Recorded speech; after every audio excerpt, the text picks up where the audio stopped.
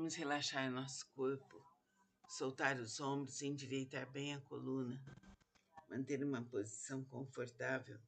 Vamos dar continuidade ao Bhagavad Gita, a sublime canção.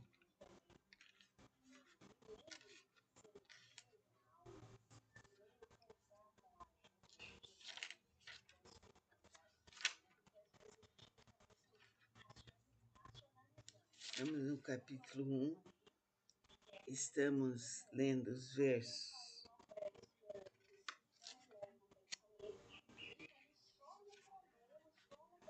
Agora é o verso 15. A corneta que tocava Krishna, o dominador dos sentidos, fora feita de osso de gigante. O nome da corneta de Arjuna era Devadatta, dom de Deus.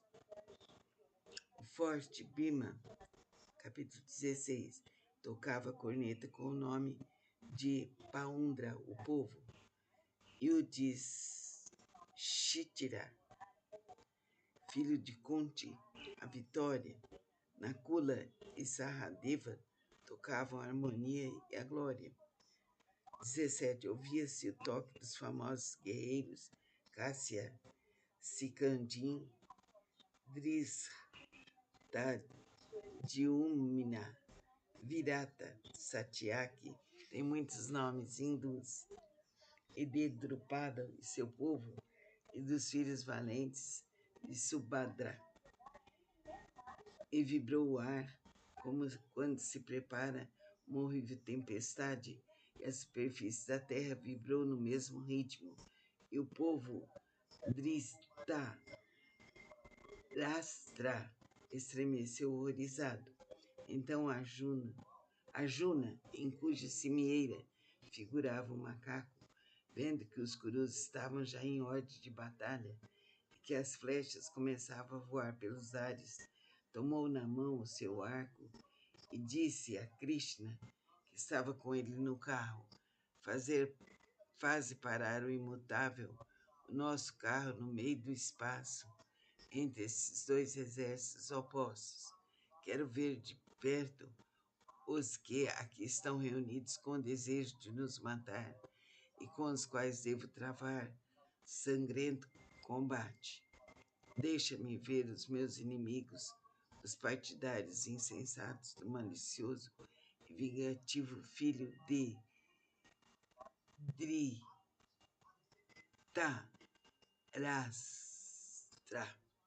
Quando Arjuna assim falou, Krishna fez parar o carro no meio do espaço entre os dois exércitos contrários.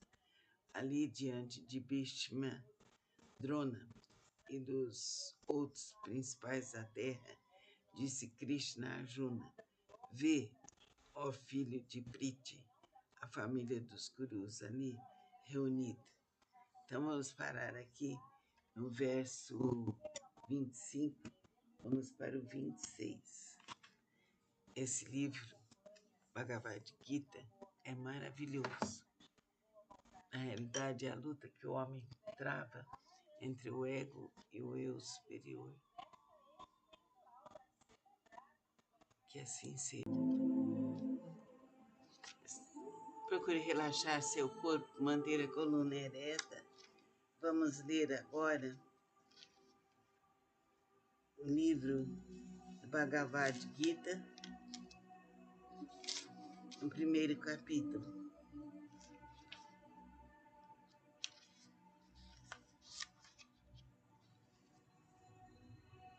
Fala Arjuna: ó Krishna, ao reconhecer como meus parentes todos esses homens que devo matar, sinto-me os membros paralisados, a língua ressequida no paladar, o coração a tremer, os cabelos eriçados na cabeça. Falha a força do meu braço, cai-me por terra o arco que tendera. Capítulo 1. Ignorância e sofrimento de Arjuna. O jovem príncipe Arjuna perdeu seu trono e reino, usurpados por seus parentes. Desanimado, recusa-se a lutar pela conquista. Aparece então Krishna e faz ver a Arjuna que deve reconquistar seu trono e reino mesmo matando os usurpadores. Alguns intérpretes, mesmo orientais, veem nas palavras de Krishna um convite para uma guerra justa, em sentido físico, tomando suas palavras literalmente. Outros, porém, entre eles Rabindranath Tagore, Mahatma Gandhi e outros iniciados, interpretam as palavras de Krishna em sentido simbólico, como, aliás, toda a luta de Arjuna contra os usurpadores, entendendo que Arjuna é o eu humano cujo reino foi usurpado pelo ego, e Krishna é o eu plenamente realizado que convida Arjuna a fazer sua autorrealização, derrotando seus parentes, os sentidos, a mente e as emoções, que no homem profano usurpam injustamente o domínio do divino eu. E como essa conquista só é possível pelo conhecimento da verdadeira natureza humana, os 18 capítulos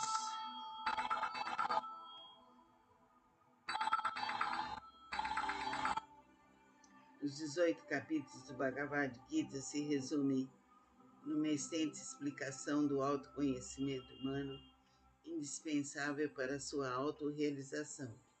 Nesse sentido, simboliza o poema da Sublime Canção, uma paráfrase ou um paralelo a outros poemas da humanidade, como seja o Gênesis da Bíblia, em que o sopro de Deus, eu, derrotado pelo cibido da serpente, ego, é convidado a reconquistar o seu reino divino, esmagando a cabeça da serpente. Disse-me Dhritarashtra,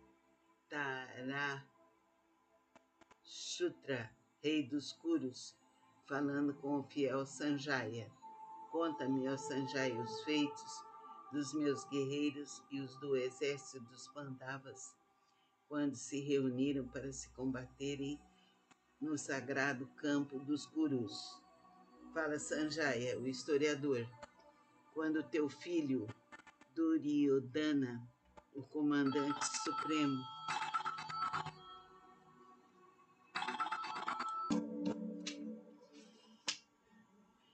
fala Sanjaya, o historiador, quando teu filho Duryodhana, comandante supremo dos teus exércitos, ó rei, avistou as falanges dos Pandavas preparadas para o combate, aproximou-se do seu preceptor, Drona, o filho de Bharadvaja,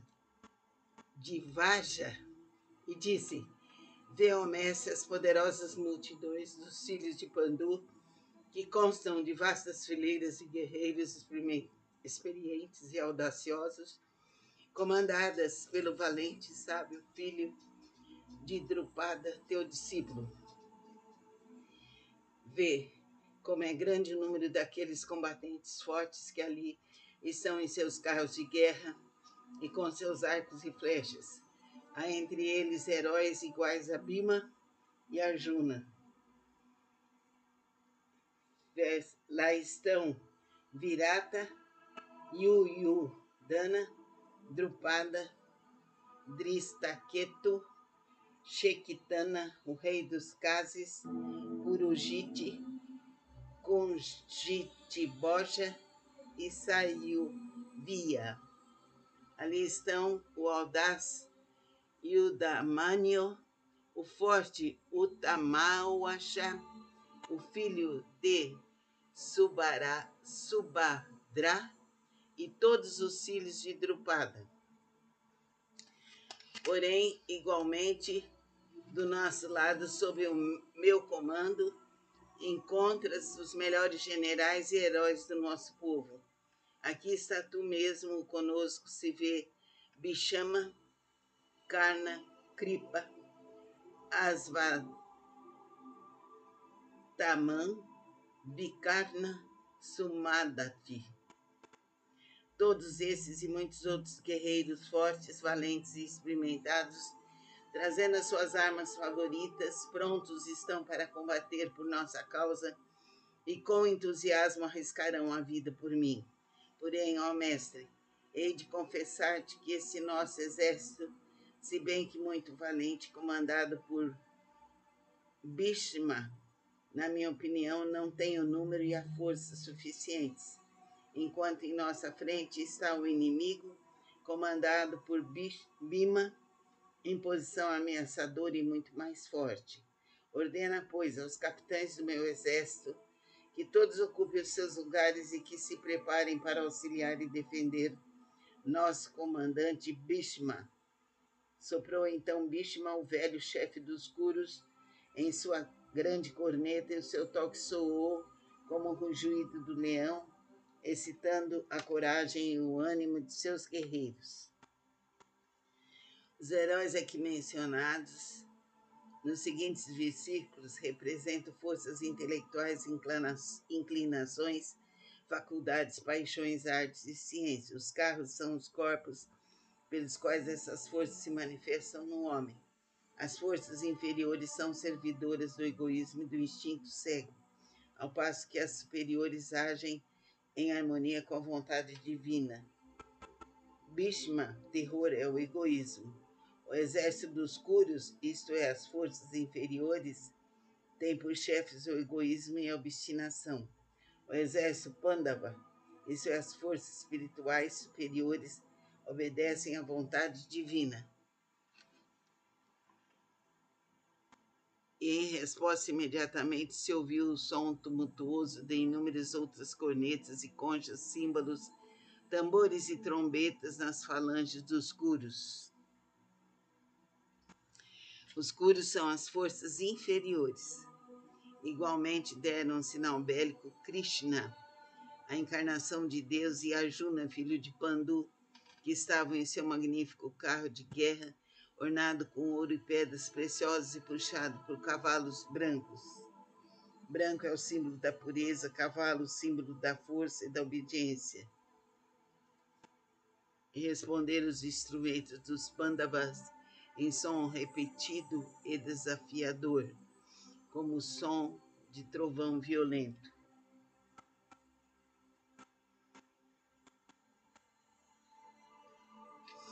Que são as forças superiores, os Pandavas. Então, esse aqui, agora, o próximo é o verso 15, que vamos continuar. Aqui é uma luta entre o ego e as forças superiores. O Bhagavad Gita é uma canção sublime, é uma canção sublime mesmo, chama-se a Sublime Canção. Devemos ler com carinho esse livro. Fica com Deus. Namastê. Que a luz, a paz, a saúde, a cura venha para todos nós, para nos libertar, para nos curar, para nos harmonizar em todos os caminhos, em todos os destinos. Que a força do amor, que a força da vida venha para todos nós. Ligue-se a Deus, endireite sua coluna.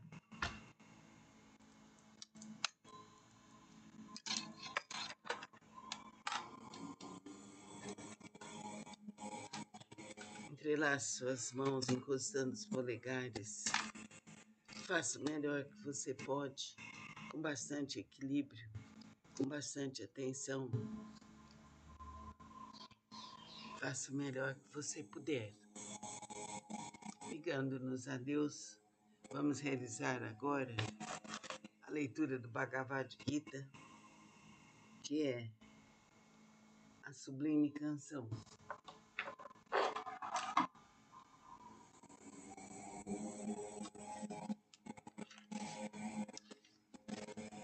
Capítulo 1, Ignorância e Sofrimento de Arjuna. Introdução, atitude fundamental do Bhagavad Gita, Humberto Roden. Segundo a concepção cósmica da filosofia oriental, toda atividade do homem profano é fundamentalmente trágica, eivada de culpa ou karma, porque quem age é o ego. E esse ego é uma ilusão funesta, e tudo que o ego ilusório faz é necessariamente negativo, contaminado de culpa e maldade. Se tal é toda e qualquer atividade do homem profano, então estamos diante de um dilema inevitável: ou agir e onerar-se de culpa, ou não agir e assim preservar-se da culpa. Grande parte da filosofia oriental optou pela segunda alternativa do dilema: não agir, entregar-se a uma total inatividade, abismar-se numa eterna meditação passiva, a fim de não aumentar o débito negativo do karma. Bhagavad Gita, porém, não recomenda nenhuma dessas duas alternativas, nem o não agir e preservar-se de culpa, nem o agir e cobrir-se de culpa. O Gita descobriu um terceiro caminho, o do agir sem culpa ou karma. Bhagavad Gita recomenda o caminho do reto agir, equidistante do falso agir e do não agir. Como pode o homem agir sem se onerar de culpa? O falso agir é um agir por amor ao ego, mas o reto agir age por amor ao eu, embora por meio do ego, e assim a sua atividade não é culpada. O reto agir por amor ao eu verdadeiro não só não cria uma nova culpabilidade no presente e no futuro, mas neutraliza também o karma do falso agir do passado, libertando assim o homem de todos os seus débitos. É isso que consiste a suprema sabedoria do Bhagavad Gita. Mas para que o homem possa agir assim, por amor ao eu verdadeiro, deve conhecer esse eu, deve conhecer a verdade sobre si mesmo. É o que Krishna explica a seu discípulo Arjuna nos 18 capítulos que perfazem o diálogo desse poema metafísico, autoconhecimento, para tornar possível a autorrealização pelo reto agir. A quinta essência do Gita é, pois, um convite para o reto agir, porque o homem não se realiza nem pelo não agir, nem pelo falso agir. A alma do Bhagavad Gita é um poema de autorredenção pela autorrealização baseada em autoconhecimento.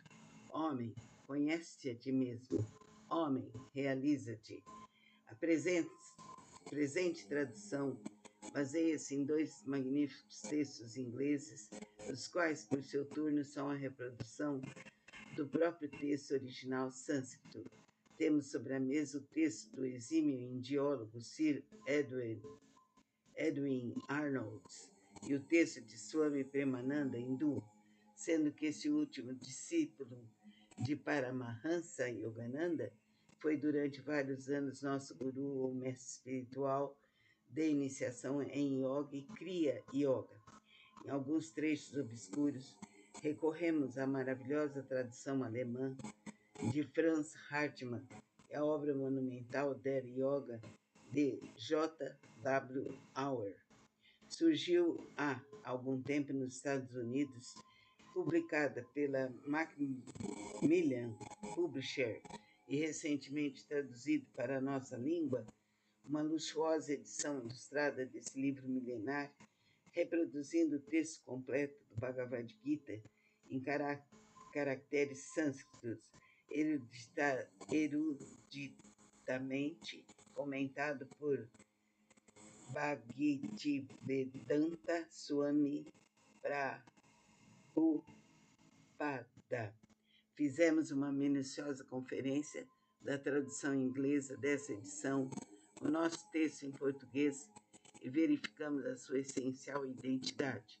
Para mostrar ao leitor a beleza da grafia em sânscrito, reproduzimos em seguida 2 páginas do poema no original.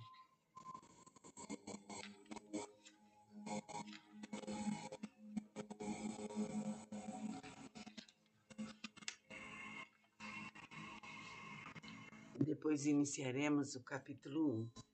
Esse livro é magnífico. É a sublime canção do Bhagavad Gita.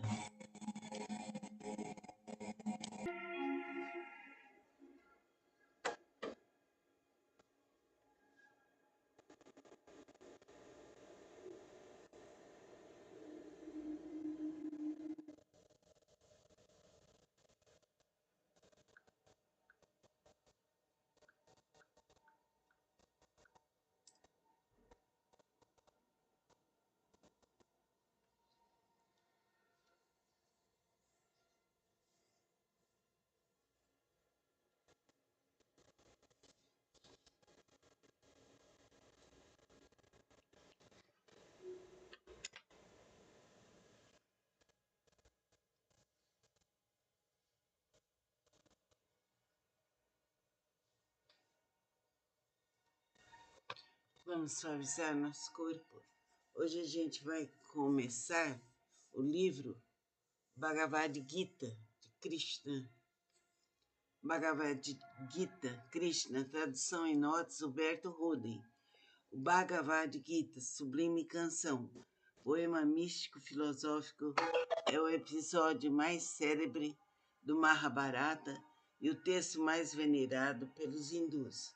O manual de assertividade, ele nos aponta que a humanidade encontra-se perdida entre os dois caminhos, o da passividade, em que o homem consciente das leis do karma opta por não agir, e o da agressividade, de acordo com o qual o homem age, movido pelo ego, pelos próprios interesses. O Bhagavad Gita, então, aponta um novo caminho, o caminho do sábio, o reto agir, o agir de acordo com a essência suprema do ser, agir segundo os mais nobres valores. Traduzido e comentado pelo filósofo e educador Huberto Roden, este livro é um verdadeiro compêndio das ideias do hinduísmo. O jovem príncipe Arjuna perdeu seu trono e reino usurpados por seus parentes. Desanimado, recusa-se a lutar pela reconquista. Aparece então Krishna e faz ver a Arjuna que deve reconquistar seu trono e reino, mesmo matando os usurpadores. Alguns intérpretes, mesmo orientais, veem nas palavras de Krishna um convite para uma guerra justa em sentido físico, tomando suas palavras literalmente. Outros, porém, entre eles, Rabindranath Tagore, Mahatma Gandhi e outros iniciados, interpretam as palavras de Krishna em sentido simbólico, como aliás toda a luta de Arjuna contra os usurpadores, entendendo que Arjuna é o eu humano, cujo reino foi usurpado pelo ego, e Krishna é o eu plenamente realizado, que convida Arjuna a fazer sua autorrealização, derrotando seus parentes, os sentidos, a mente e as emoções, que no homem profano usurpam injustamente o domínio do divino eu. Então, temos aqui alguns escritos. Eu me entrego porque eu confio meu sentir em algo que eu estou interagindo. Peça cósmica, sentir, tapas, sentir, pensar, sentir e agir. Observe-se, dar conta, confie em algo. O que trava sua ação é a preguiça, é a morbidez. Existe algo em você que não tem você, é você. 7º verso do capítulo 5º, Flor de Lótus, crescer em direção à luz, atravessando a própria lama, pureza, desapego, sabedoria. A contaminação escorrega na flor de lótus, é a sabedoria. Verso 11. Nossa, muito lindo tudo isso.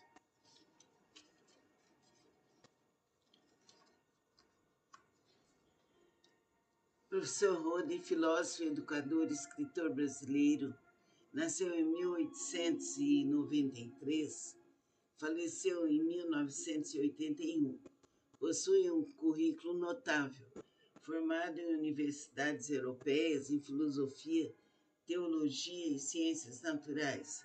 Roden transcende a teologia eclesiástica e a filosofia oficial, tornando-se um pensador além de seu tempo.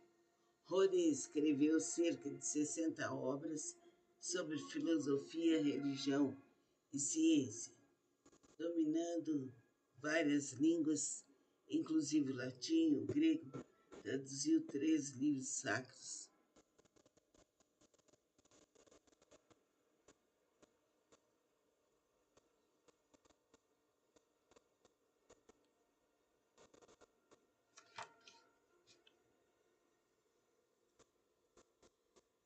traduziu os 3 livros sacros da humanidade, o Novo Testamento, Bhagavad Gita de Krishna e o Tao Te Ching.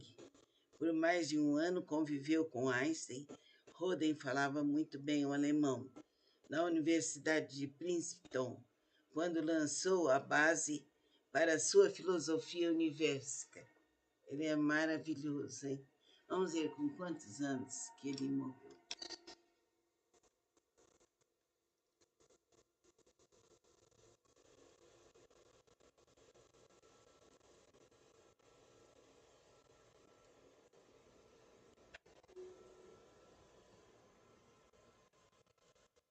Você morreu com 93 anos. Morreu bem idoso. Então, nós iniciamos hoje esse livro, Bhagavad Gita. Falamos um pouco sobre o professor Roden, citamos alguma coisa sobre a essência do Bhagavad Gita, que é canção, a sublime canção, a sublime canção. Então, vamos guardar bem isso na memória. Vamos relaxar nosso corpo, soltar os ombros, endireitar bem a coluna, manter uma posição confortável. Vamos dar continuidade ao Bhagavad Gita, a sublime canção.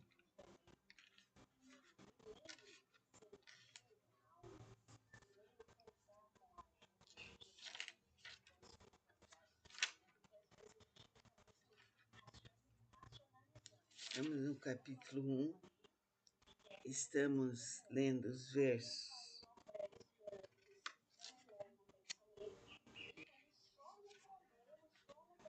Agora é o verso 15. A corneta que tocava Krishna, o dominador dos sentidos, fora feita de osso de gigante. O nome da corneta de Arjuna era Devadatta, dom de Deus.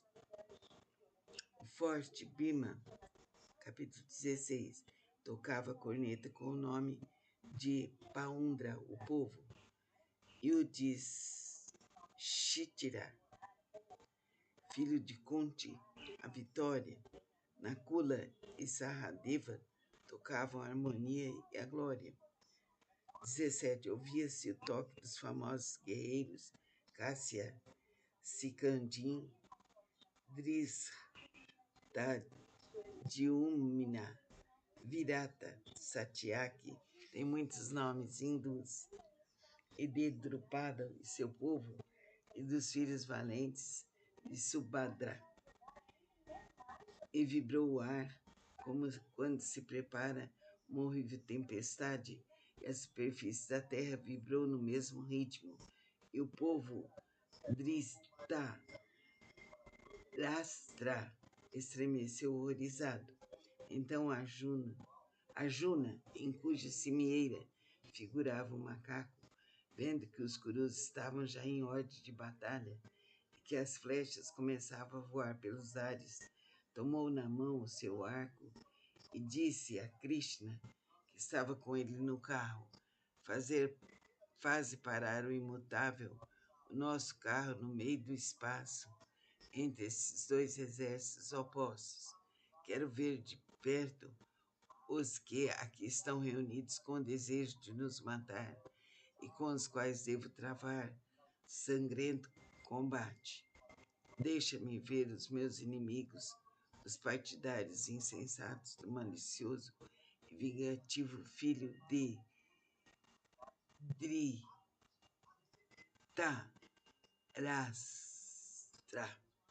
Quando Arjuna assim falou, Krishna fez parar o carro no meio do espaço entre os dois exércitos contrários. Ali diante de Bhishma, Drona e dos outros principais da terra, disse Krishna a Arjuna: vê, ó filho de Priti, a família dos Kurus ali reunida. Então vamos parar aqui no verso 25, vamos para o 26. Esse livro, Bhagavad Gita, é maravilhoso.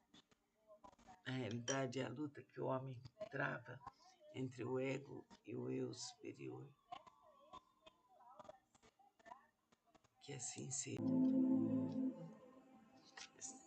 Procure relaxar seu corpo, manter a coluna ereta. Vamos ler agora o livro do Bhagavad Gita, no primeiro capítulo.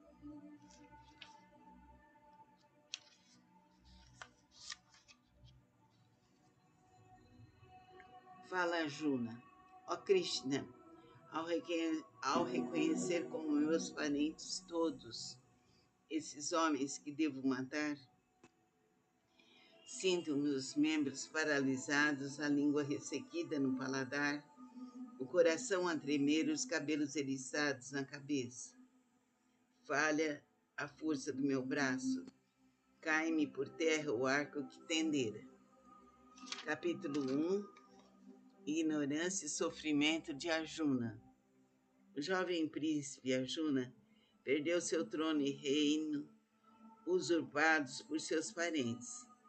Desanimado, recusa-se a lutar pela conquista. Aparece então Krishna e faz ver a Arjuna que deve reconquistar seu trono e reino, mesmo matando os usurpadores. Alguns intérpretes, mesmo orientais, veem nas palavras de Krishna um convite para uma guerra justa, em sentido físico, tomando suas palavras literalmente. Outros, porém, entre eles Rabindranath Tagore, Mahatma Gandhi e outros iniciados, interpretam as palavras de Krishna em sentido simbólico, como, aliás, toda a luta de Arjuna contra os usurpadores, entendendo que Arjuna é o eu humano cujo reino foi usurpado pelo ego, e Krishna é o eu plenamente realizado que convida Arjuna a fazer sua autorrealização, derrotando seus parentes, os sentidos, a mente e as emoções, que no homem profano usurpam injustamente o domínio do divino eu. E como essa conquista só é possível pelo conhecimento da verdadeira natureza humana, os 18 capítulos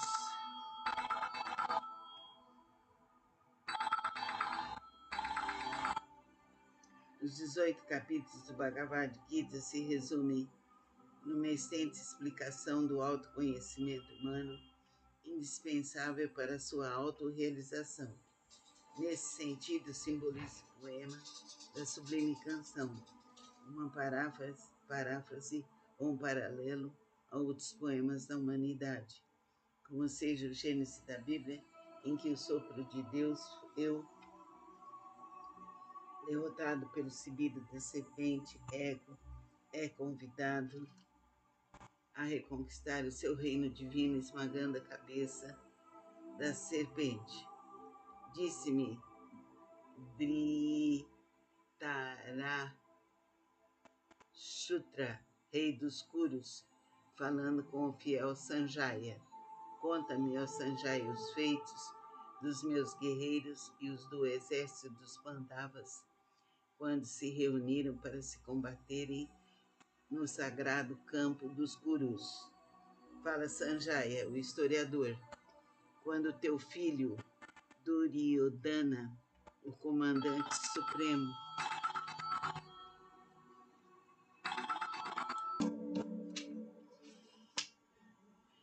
fala Sanjaya, o historiador, quando teu filho Duryodhana, comandante supremo dos teus exércitos, ó rei, avistou as falanges dos Pandavas preparadas para o combate, aproximou-se do seu preceptor, Drona, o filho de Bharadvaja, e disse: vê, ó mestre, as poderosas multidões dos filhos de Pandu, que constam de vastas fileiras de guerreiros experientes e audaciosos, comandadas pelo valente e sábio filho de Drupada, teu discípulo. Vê como é grande o número daqueles combatentes fortes que ali estão em seus carros de guerra e com seus arcos e flechas. Há entre eles heróis iguais a Bhima e Arjuna. Lá estão Virata, Yuyu Dana, Drupada, Dristaketu, Shekitana, o rei dos Cases, Purujite, Conjitiboja e Sayuvia. Ali estão o audaz Yudamânio, o forte Utamauaxa, o filho de Subhadra e todos os filhos de Drupada. Porém, igualmente, do nosso lado, sob o meu comando, encontras os melhores generais e heróis do nosso povo.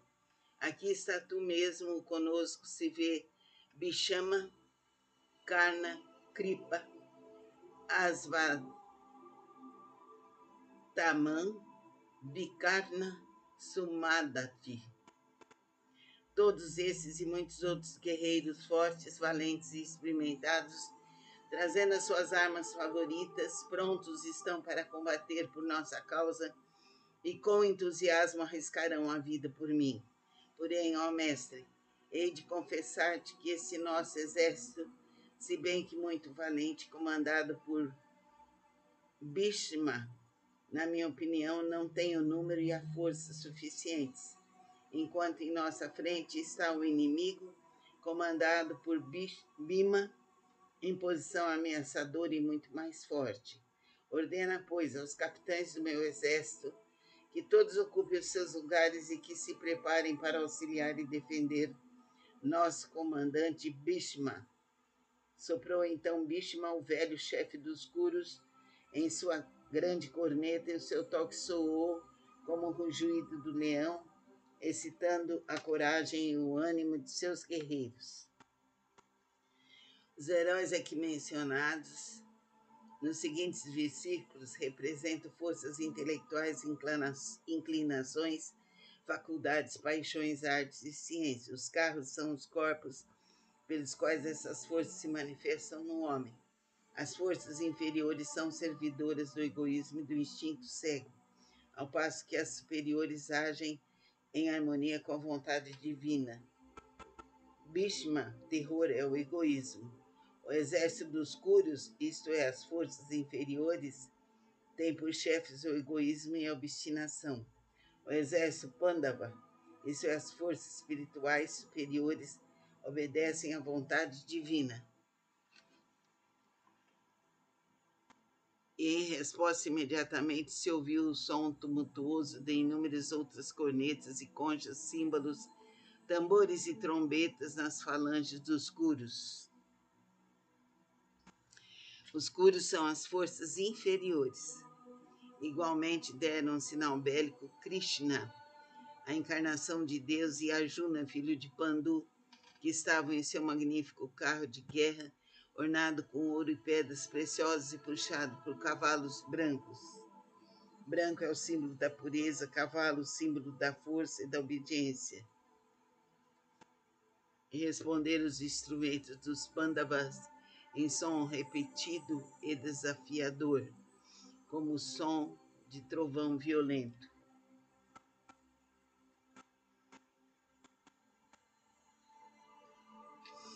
Que são as forças superiores, os Pandavas. Então, esse aqui, agora, o próximo é o verso 15, que vamos continuar. Aqui é uma luta entre o ego e as forças superiores. O Bhagavad Gita é uma canção sublime, é uma canção sublime mesmo, chama-se a Sublime Canção. Devemos ler com carinho esse livro. Fica com Deus. Namastê. Que a luz, a paz, a saúde, a cura venha para todos nós, para nos libertar, para nos curar, para nos harmonizar em todos os caminhos, em todos os destinos. Que a força do amor, que a força da vida venha para todos nós. Ligue-se a Deus, endireite sua coluna.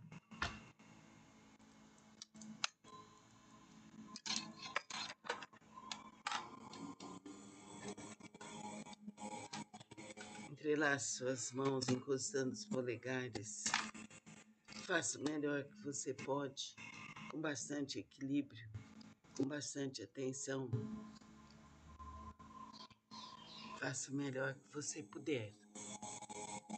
Ligando-nos a Deus, vamos realizar agora a leitura do Bhagavad Gita, que é a sublime canção.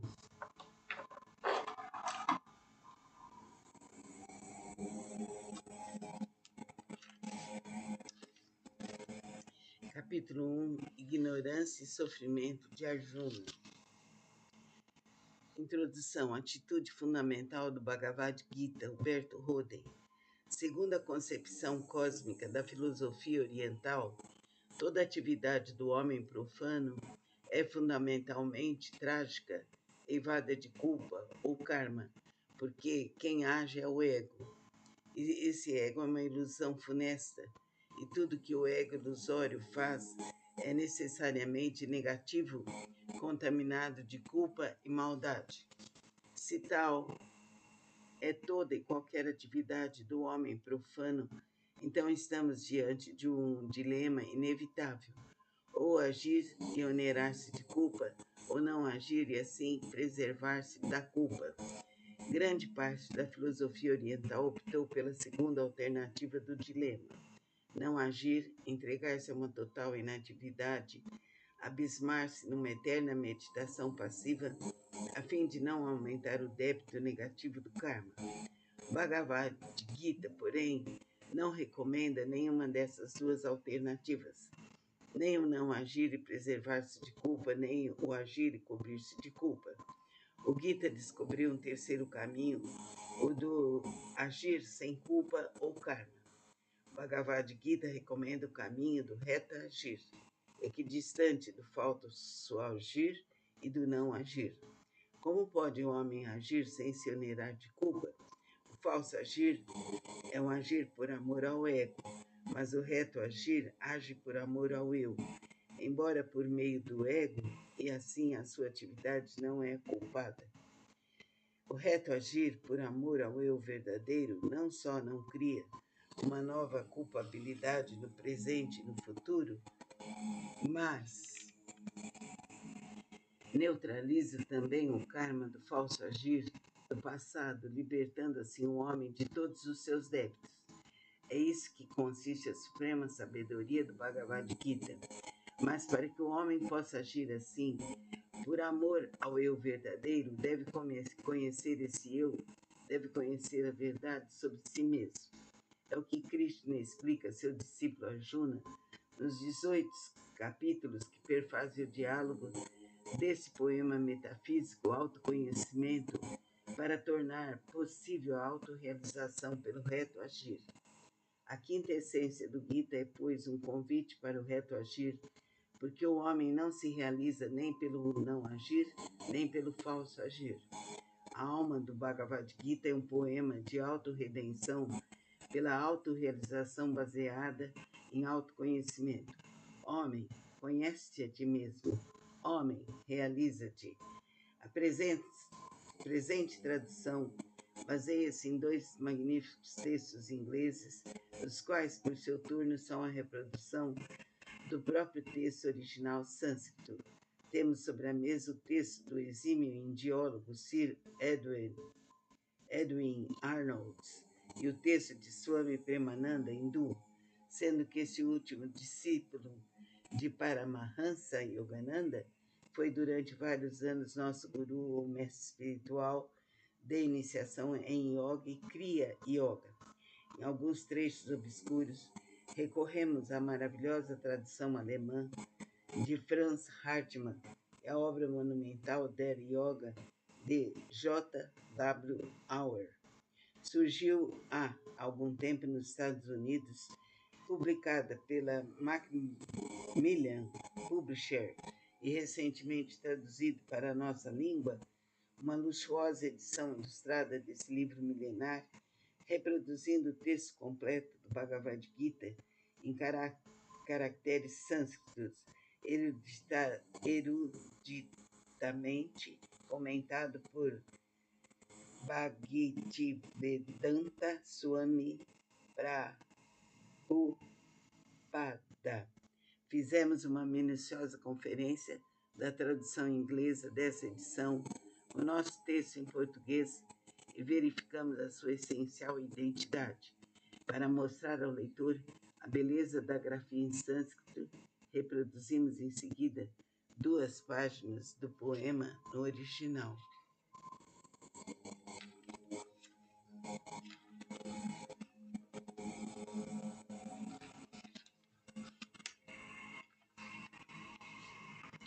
Depois iniciaremos o capítulo 1.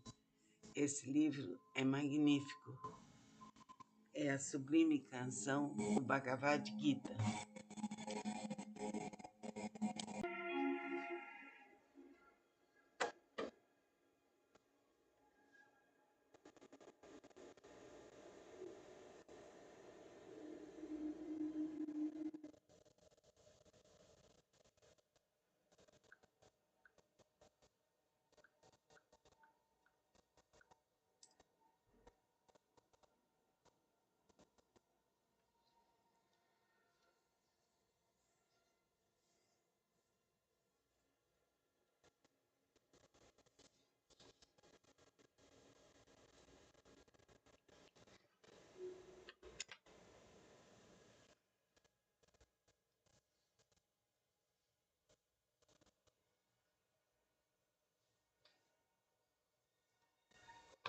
Vamos suavizar nosso corpo.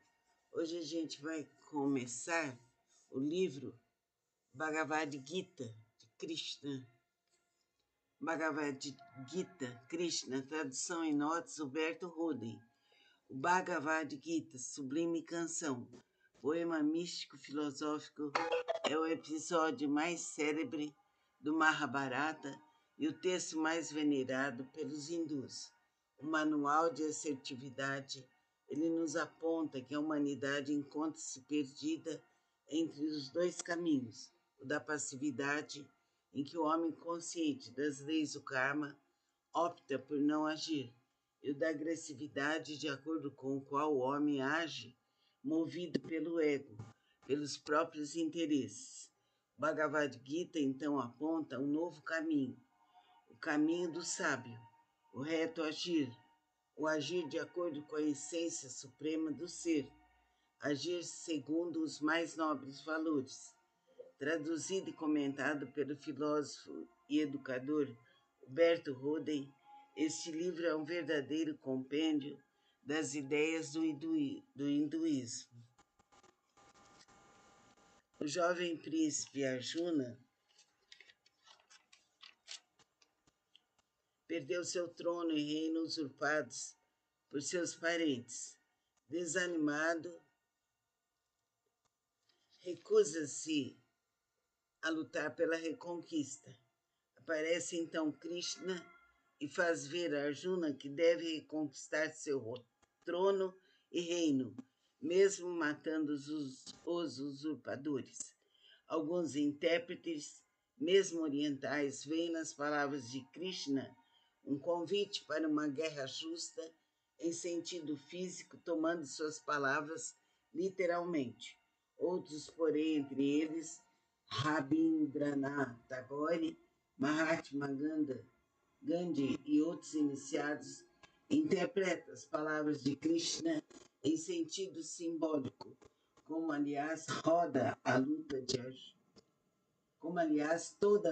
Arjuna contra os usurpadores, entendendo que Arjuna é o eu humano, cujo reino foi usurpado pelo ego, e Krishna é o eu plenamente realizado, que convida Arjuna a fazer sua autorrealização, derrotando seus parentes, os sentidos, a mente e as emoções, que no homem profano usurpam injustamente o domínio do divino eu.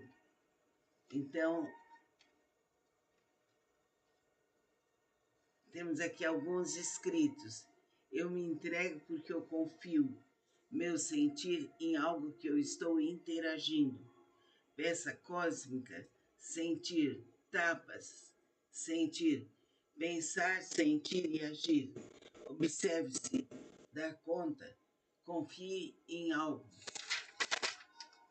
O que trava sua ação é a preguiça? É a morbidez? Existe algo em você que não tem você, é você. 7º verso do capítulo 5º, flor de lótus, crescer em direção à luz, atravessando a própria lama, pureza, desapego, sabedoria.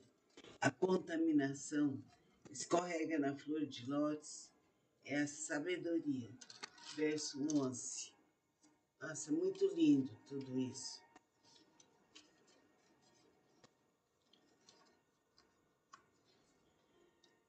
Professor Rode, filósofo, educador, escritor brasileiro, nasceu em 1893, faleceu em 1981. Possui um currículo notável, formado em universidades europeias em filosofia, teologia e ciências naturais. Roden transcende a teologia eclesiástica e a filosofia oficial, tornando-se um pensador além de seu tempo. Roden escreveu cerca de 60 obras sobre filosofia, religião e ciência, dominando várias línguas, inclusive o latim, o grego, traduziu 3 livros sacros.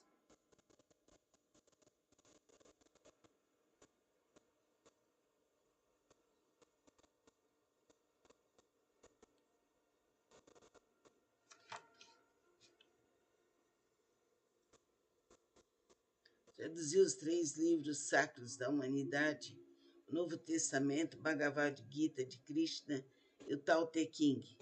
Por mais de um ano conviveu com Einstein. Roden falava muito bem o alemão. Na Universidade de Princeton, quando lançou a base para a sua filosofia universal.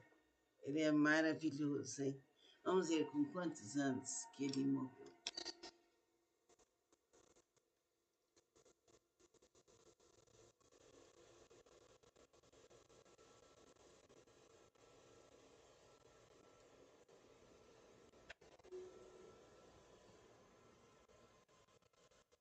Você morreu com 93 anos. Morreu bem idoso. Então, nós iniciamos hoje esse livro, Bhagavad Gita. Falamos um pouco sobre o professor Roden, citamos alguma coisa sobre a essência do Bhagavad Gita, que é canção, a sublime canção, a sublime canção. Então, vamos guardar bem isso na memória. Vamos relaxar nosso corpo, soltar os ombros, endireitar bem a coluna, manter uma posição confortável. Vamos dar continuidade ao Bhagavad Gita, a sublime canção.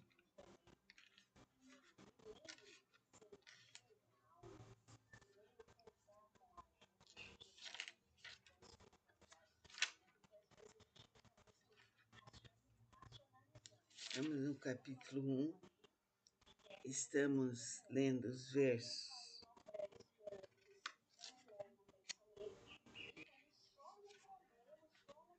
Agora é o verso 15. A corneta que tocava Krishna, o dominador dos sentidos, fora feita de osso de gigante. O nome da corneta de Arjuna era Devadatta, dom de Deus. O forte Bhima, capítulo 16, tocava a corneta com o nome de Paundra, o povo. Yudhishthira, filho de Kunti, a vitória. Nakula e Sahadeva tocavam a harmonia e a glória. 17. Ouvia-se o toque dos famosos guerreiros Kássia, Sikandim, Drishtadyumna, Virata, Satyaki, tem muitos nomes hindus, e de Drupada e seu povo, e dos filhos valentes de Subhadra. E vibrou o ar, como quando se prepara uma horrível tempestade, e a superfície da terra vibrou no mesmo ritmo, e o povo Drista Rastra estremeceu horrorizado. Então a Juna, em cuja cimieira figurava o macaco, vendo que os gurus estavam já em ordem de batalha e que as flechas começavam a voar pelos ares, tomou na mão o seu arco e disse a Krishna, que estava com ele no carro: Faze parar o imutável, o nosso carro no meio do espaço, entre esses dois exércitos opostos. Quero ver de perto os que aqui estão reunidos com o desejo de nos matar e com os quais devo travar sangrento combate. Deixa-me ver os meus inimigos, os partidários insensatos do malicioso e vingativo filho de Dhritarashtra.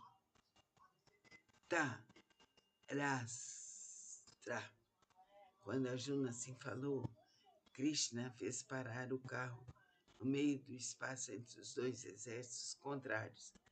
Ali diante de Bhishma, Drona e dos outros principais da terra, disse Krishna a Arjuna: Vê, ó filho de Priti, a família dos Kurus ali reunida. Então vamos parar aqui no verso 25, vamos para o 26. Esse livro, Bhagavad Gita, é maravilhoso. Na realidade, é a luta que o homem trava entre o ego e o eu superior. Que assim seja. Procure relaxar seu corpo, manter a coluna ereta. Vamos ler agora o livro do Bhagavad Gita, no primeiro capítulo.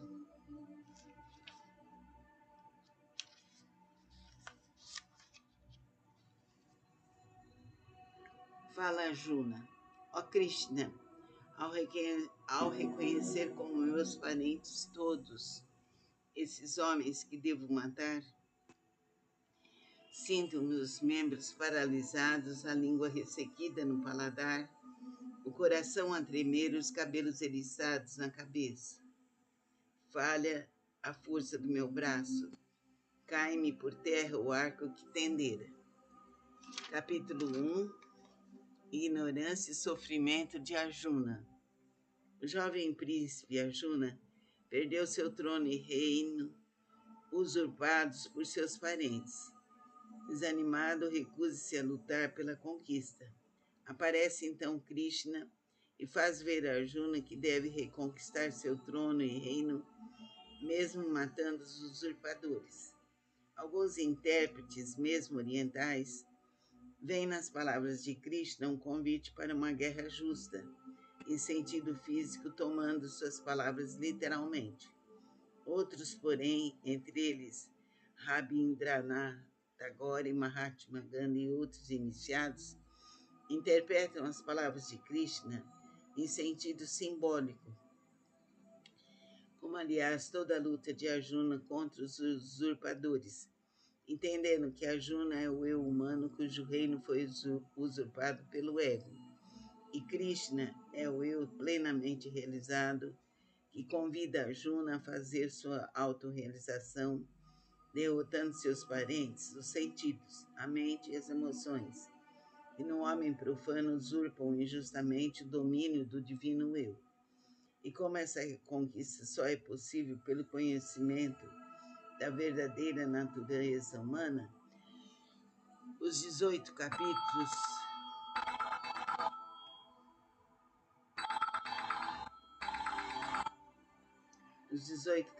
do Bhagavad Gita se resumem numa extensa explicação do autoconhecimento humano, indispensável para a sua autorrealização. Nesse sentido, simboliza o poema da Sublime Canção, uma paráfrase ou um paralelo a outros poemas da humanidade, como seja o Gênesis da Bíblia, em que o sopro de Deus, eu,